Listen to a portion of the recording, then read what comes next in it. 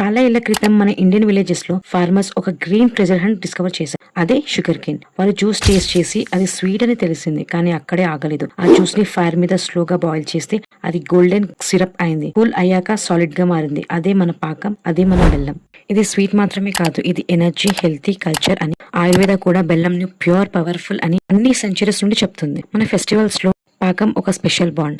సంక్రాంతిలో అరిసెలు, వెడ్డింగ్ లో బూరలు, దివాళీలో స్వీట్స్. ఏ ఫెస్టివల్ లో అయినా ఏ స్వీట్ అయినా హార్ట్ ఆఫ్ రెసిపీ పాకమే. మన విలేజెస్ నుండి బెల్లం ప్రపంచం మొత్తం వెళ్ళింది, పెర్సియా, ఆఫ్రికా, యూరప్ వరకు. అయినా కూడా మన ఇండియాలో బెల్లం అంటే ఇప్పటికీ ఒక బ్లెస్సింగ్, ఒక శుభం, ఒక హోమ్ టేస్ట్. ఈ లెగసీను ఈ రోజు కూడా కొనసాగించే పాకం ఫుడ్స్. మన అమ్మమ్మలు, నానమ్మలు లాగా మేము కూడా ప్రతి స్వీట్ ను బెల్లంతో, ఫ్రెష్ గా, హైజెనిక్ గా, లవ్ తో ప్రిపేర్ చేస్తాం.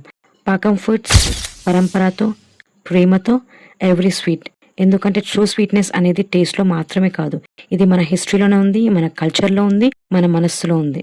పాకం foods. And please follow and subscribe to my channel. Thank you.